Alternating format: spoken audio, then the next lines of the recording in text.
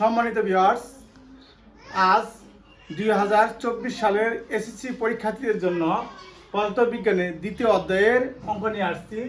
এই অঙ্কগুলো এসএসসি পরীক্ষার জন্য খুবই ইম্পর্টেন্ট। আজকের অঙ্কটি হলো, একটি বস্তু স্থির অবস্থান থেকে যাত্রা শুরু করে সুষম ত্বরণে চলে প্রথম 8 সেকেন্ডে 144 মিটার দূরত্ব অতিক্রম করে।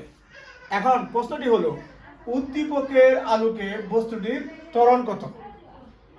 আমাদের প্রথম প্রশ্নটা কি, উদ্দীপকের আলোকে বস্তুটির ত্বরণ কত?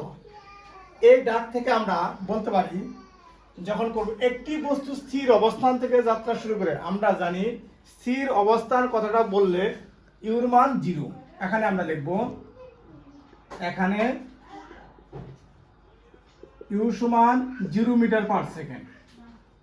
ইউ সমান 0 মিটার পার সেকেন্ড কথাটার অর্থ হলো, যেহেতু স্থির অবস্থান উল্লেখ করা আছে, যাত্রা শুরু করে সুষম ত্বরণে চলে প্রথম 8 সেকেন্ডে, তাহলে টি এর মান কত? 8 সেকেন্ড। টি এর মান 8 সেকেন্ড। 144 মিটার দূরত্ব অতিক্রম করে, তাহলে দূরত্বকে আমরা কি দিয়ে প্রকাশ করি? এস। এস সমান 144 মিটার। এখানে কার মান বের করতে বলছে? ত্বরণ। তাহলে ত্বরণকে কি দিয়ে প্রকাশ করে? এ। এ সমান 1। তাহলে আমরা এমন একটা সূত্র ইউজ করব যে সূত্রের ভিতরে এই চারটা টার্ম আসে। এই সূত্রের জন্য আমরা লিখতে পারি, আমরা জানি এস সমান ইউটি প্লাস হাফ এ টি স্কয়ার, বা এর সমান কত দেওয়া আছে? 144। ইউর মান কত?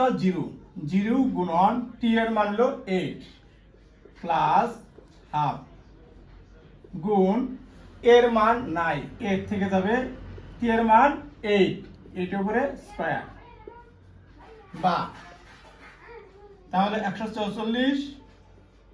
আর যেহেতু 0 দিয়ে 8 এর গুণ করব, 0 দিয়ে যে কোনো সংখ্যার গুণ করলে 0 আমাদের না লিখলেও হয়। তাহলে হাফ গুণ এ 8 এর উপর স্কয়ার, দ্যাট মিন্স 64। এটা যদি আমরা কাটাকাটি করি তাহলে 32, বা 32 এ সমান 144, বা এ সমান 144/32।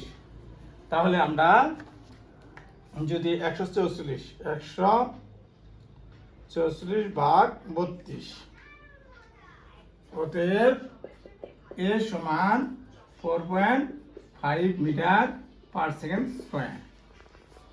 তাহলে বস্তুটির ত্বরণ কত? 4.5 মিটার পার সেকেন্ড স্কয়ার। অতএব বস্তুটির ত্বরণ সমান 4.5 মিটার পার সেকেন্ড স্কয়ার। তাহলে অঙ্কটা তোমাদের যদি কোনো প্রশ্ন থাকে অবশ্যই তোমরা কমেন্টসে জানাবা। দেখো, আবার আমি দেখাচ্ছি, যেহেতু স্থির অবস্থান উল্লেখ করা আছে, এর জন্য ইউ সমান 0 মিটার পার সেকেন্ড এবং সময়ের মান কত? 8 সেকেন্ড। টি এর মান হলো 8 সেকেন্ড এবং দূরত্ব কত দেওয়া আছে? 144 মিটার। এর সমান 144 মিটার। কার মান বের করতে বলছে? ত্বরণকে আমরা এ দ্বারা প্রকাশ করি। সূত্রটা আমরা ইউজ করলাম, এস সমান ইউটি প্লাস হাফ এ টি স্কয়ার। বুঝো, এই 144 হলো এস এর মান, ইউর মান 0 আর টি এর মান 8, এ প্লাস প্লাস হাফ, এর মান এ, টি এর মান হলো 8 উপর স্কয়ার। তাহলে 0 কে 8 দ্বারা গুণ করলে 0 হয়, সেই 0টা লিখতে হয় না, হাফ, আর এ থাকলো 8 64। আমরা কাটার পরে কত হলো? 32। ডাইরেক্ট 32 এর সমান 164। তাহলে আমরা ভাগ করলাম, কারণ গুণ থাকলে বসে যায় কি হয়? ভাগ। এর জন্য হয়ে গেল। এখন দেখো, আমরা যদি পরে অঙ্কটা দেখি, পরবর্তী 144 মিটার দ্রুত অতিক্রম করে বস্তুটি কত সময় লাগবে? তাহলে এই অঙ্কটা আমরা এখানে করে দিচ্ছি। দেখো, আমরা লিখব, এটা আমরা গ নম্বর দিতে পারি। এটা গ, এটা হলো গ। তাহলে গ নম্বর সমাধান করতে গেলে গ হতে পাই এ সমান 4.5 মিটার পার সেকেন্ড স্কয়ার। যেহেতু বলা আছে পরবর্তী 144 মিটার দূরত্ব, তাহলে আমাদের দূরত্বটা হয়ে যাবে 144 প্লাস 144 এত মিটার। তাহলে আমাদের হবে 288 মিটার। তাহলে কত দ্রুত বস্তুটি একই সময় লাগবে কি না, কি বলছে বস্তুটি একই সময় লাগবে কিনা। তাহলে কার মান আছে, এর মান আছে, এস এর মান আছে, আর ইউর মান তো আমরা জানি, ইউর মান 0 মিটার পার সেকেন্ড। তাহলে আমরা কার মান বাই করবো, টি এর মান বাই করবো। সেম এস সমান ইউটি প্লাস হাফ এ টি স্কয়ার। তাহলে এখানে এস বলতে আমরা কত বসাবো, এস বলতে বসাবো 288, আর ইউর মান 0, তাহলে তো আমাদের 0 না লিখলেও হয়, 0 তে টি এর মানকে গুণ করলে কি হবে 0। তাহলে হাফ এর মান আমরা জানি 4.5 গুণ টি স্কয়ার। তাহলে এটা যদি আমরা কাটি 4.5 কে ভাগ 2 আমাদের দাঁড়াবে 2.25 বা 2.25 টি স্কয়ার সমান 288 বা টি স্কয়ার সমান 288 ভাগ 2.25। এই স্কয়ারটা এবারে গেলে আমরা ডাইরেক্ট রুট লিখতে পারি। তাহলে 288 ভাগ 2.25 আমরা বর্গমূল করলে পাবো, অতএব টি সমান 11.31 সেকেন্ড। তাহলে পরবর্তী 144 মিটার দূরত্ব অতিক্রম করতে বস্তুটি একই সময় লাগবে কিনা। তাহলে পরবর্তী 144 মিটার দূরত্ব অতিক্রম করতে একই সময় লাগবে না, 11.3 সেকেন্ড, 11.31 সেকেন্ড হয়েছে। তাহলে পরবর্তী 144 মিটার দূরত্ব অতিক্রম করতে বস্তুটি একই সময় লাগবে না, এই কথা লিখে আমরা লিখব আগে আমাদের সময়টা কত ছিল 8 সেকেন্ড। তাহলে পরবর্তী 144 মিটার দূরত্ব অতিক্রম করতে সময় লাগবে, আমরা লিখব এখানে, অতএব পরবর্তী 144 মিটার দূরত্ব অতিক্রম করতে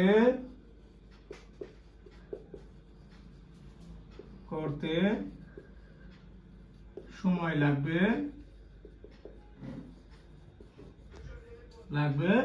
সমান সমান 11.31 মাইনাস 8 সমান সমান 11.31 মাইনাস 8, 3.31 সেকেন্ড। তাহলে আমাদের পরবর্তী 144 মিটার দূরত্ব অতিক্রম করতে বস্তুটি সময় লাগবে কত, 3.31 সেকেন্ড।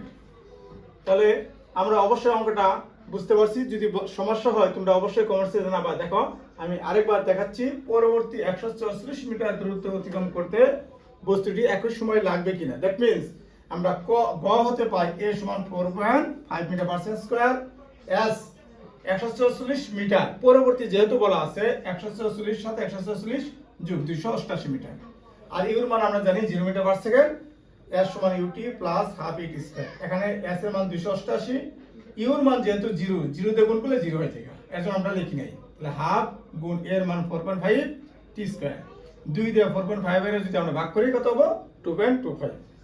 তাহলে আমরা এই পাশে নিয়ে আসলাম 288, a স্কয়ার এর পাশে যায় কি হয় রুট, আর a 2.25 গুণ আছে এর পাশে যায় হবে ভাগ, তাহলে আমরা ভাগ করলে পাবো 11.31 সেকেন্ড। অতএব পরবর্তী 144 মিটার দূরত্ব অতিক্রম করতে সময় লাগবে, এই সময় থেকে আমরা এর সেকেন্ড বাদ দিলে 3.1 সেকেন্ড। আনসার।